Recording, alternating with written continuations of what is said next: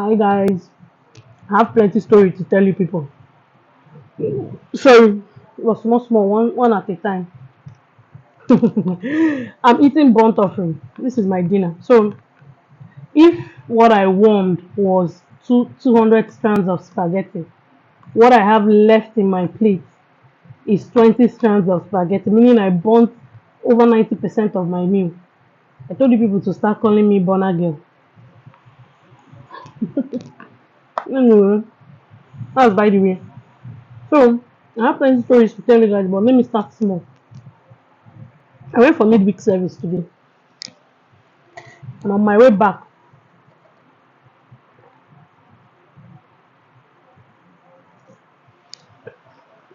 okay, so the location of my church is such that I have to I get to a bus stop, and then I have to trek some distance to get to my church.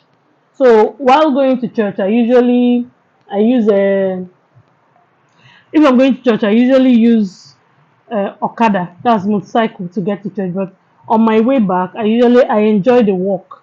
So I use it as a moment of reflection, exercise, whatever you want to call it. I'm trying to block this light. It usually spoils my video. I don't know the angle I can turn my distance to. So anyway, whatever. Just ignore it. Very soon I'll get better equipment for recording or most of this some of these my videos. Anyway, as I was saying, so as I was walking back, it's about 2 kilometers, not more than 2 kilometers. I'm not even sure it's up to 2 kilometers. It's maybe about 1 kilometer or 1.5 or even 500 meters. It might not even be that. Well, let's just say 1.5 kilometers for the purpose of this story. So I enjoyed exercise and all whatnot. So as I was coming back, I saw a guy. He parked. That's a Toyota car, but I don't know what make or model. But it's all these Toyota Jeeps. I don't know. He parked the car, and then he came out of the car holding a cup of red wine. He was drinking. So in my mind, I was like, was this guy drinking and driving? But yeah, I was just that one is his business. So because I listened to a lot of Apostle Selman and Pastor Kingsley, and they always talk about relationships. Okay, Apostle Selman doesn't really talk about relationship, but that's Pastor Kingsley's niche. He talks about it a lot. But I listened to one video of Apostle Selman. He was saying that there are some things you don't even have to talk to God about. Like if you're dating an alcoholic, you're dating someone who doesn't study the Bible, and then you're disturbing God with, is he the one? That you yourself, you're supposed to know that the person is not the one. So when I saw this guy, the first thing that left my mind was, imagine dating this person and then asking God, is he the one? You guys know that the moment I said that thing to myself, I was really passing the guy. Eh? And this guy he didn't, his disposition was not like that of someone who wanted to talk to me. So I just said that thing I said, and immediately I was passing him. Next thing I heard is, hey, excuse me. In my mind, I was like, Chineke, mo. I kept a straight face and kept on going where I was going. First of all, it was late. It was past 9. It was to 9. So, as a single girl, a young girl, responsible girl that I am, I shouldn't even be talking to somebody by that time of the day, but no problem. The guy was like, hello, hello, hello. And first of all, this guy naturally is my type. That's my type of person, type of people I'm drawn to. So he's not very tall. I think I was even taller than him. But I've learned that height is not a problem. And sometimes when I see people who still say I want to marry a tall man, in my mind, short people they can hit a home run. Oh, they know what they are doing. All these small people. Oh, don't use height and deceive yourself and miss your Mr. Right. Anyway, that's by the way. He's well spoken, like he can command a conversation. Just that short walk. That was why I was telling you guys it's just 1.5 kilometers. Very short walk. I had the most interesting and intriguing conversation that I've had in a long time. Maybe even between last year and this year.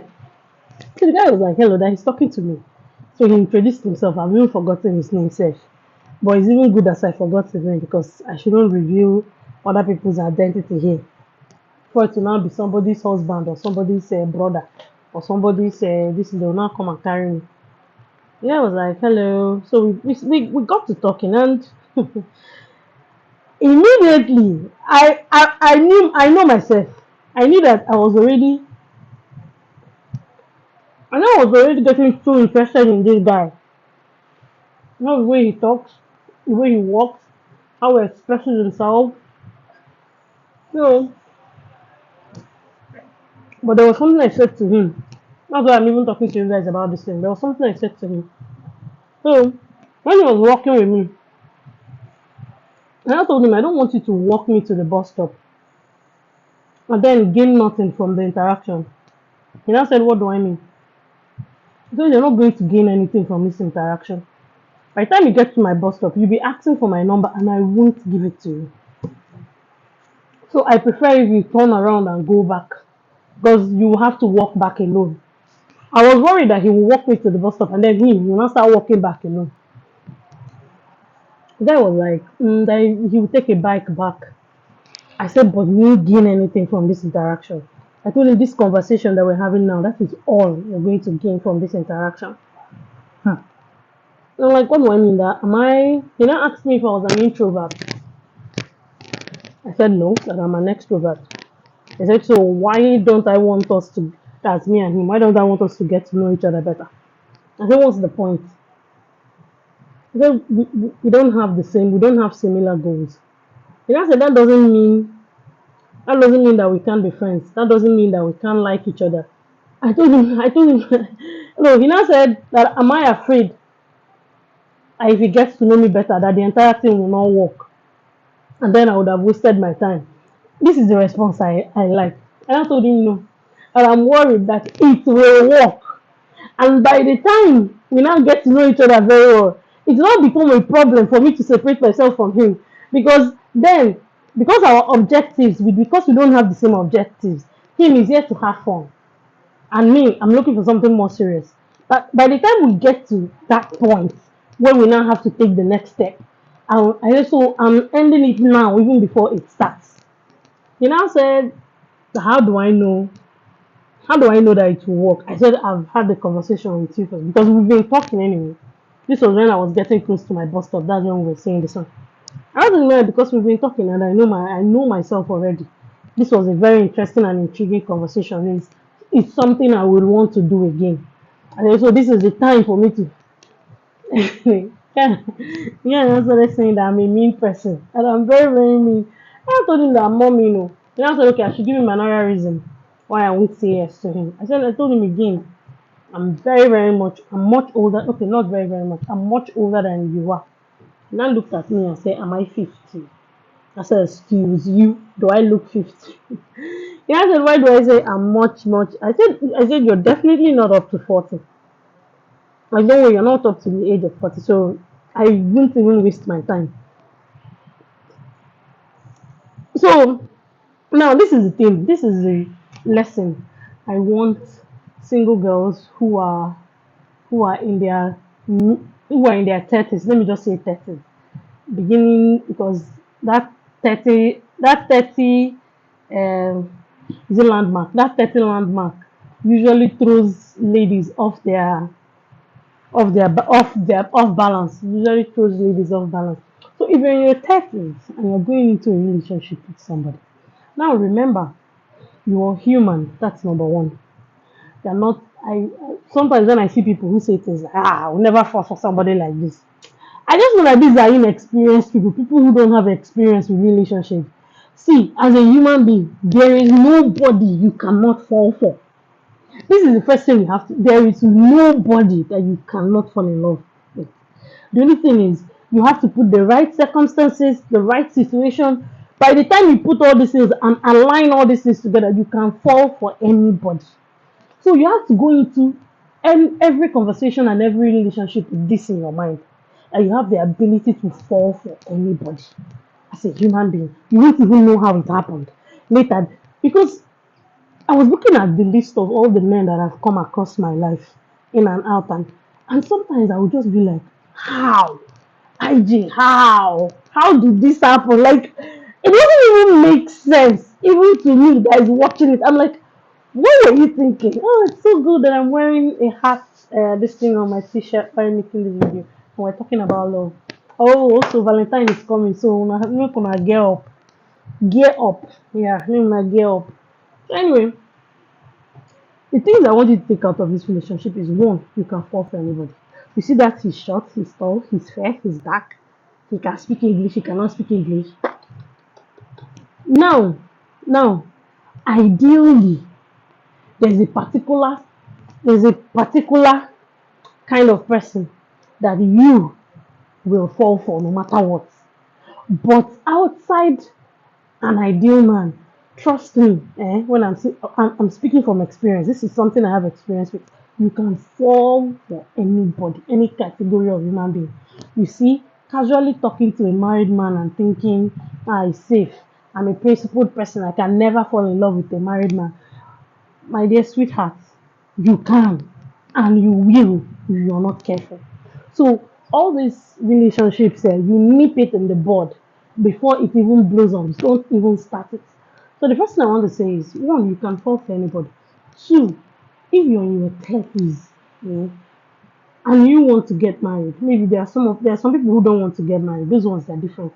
But for the people who want to get married, it's not every conversation you should entertain.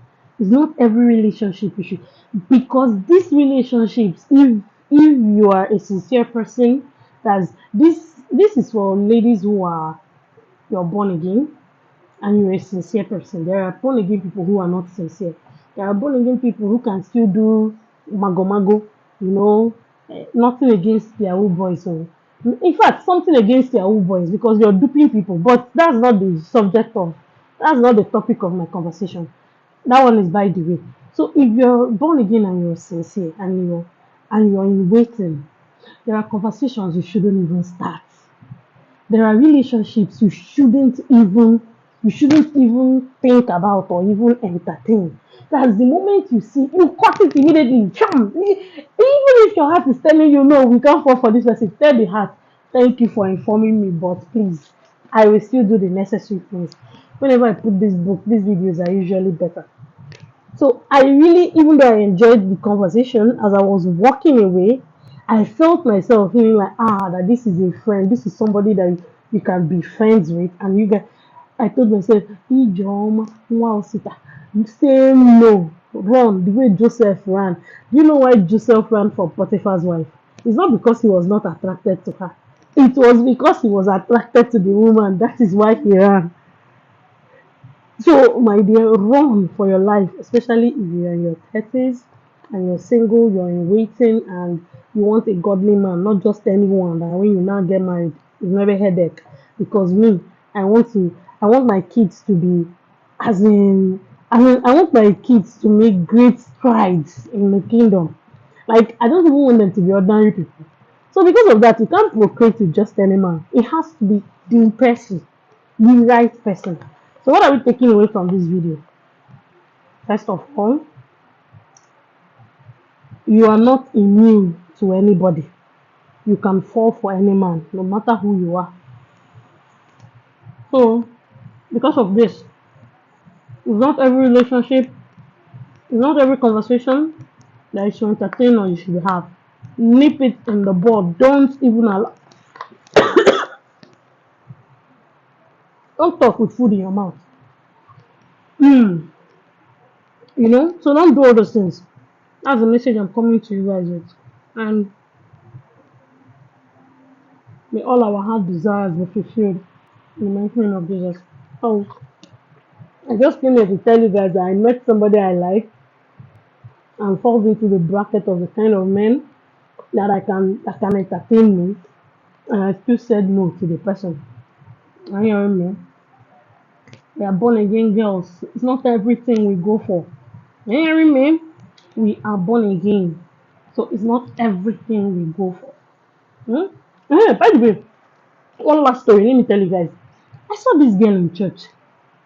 See how big this girl is, but she's not fat. Oh, she's endowed. Like if you see hips, then she has very slender shoulder. Because I was not looking at the girl, and I was not telling God, why will you create somebody? I was like, why will you create somebody like this? That men usually run away from women who are this big. That even if the girl is very beautiful, and you won't call her fat, she's actually endowed, not fat. Hmm.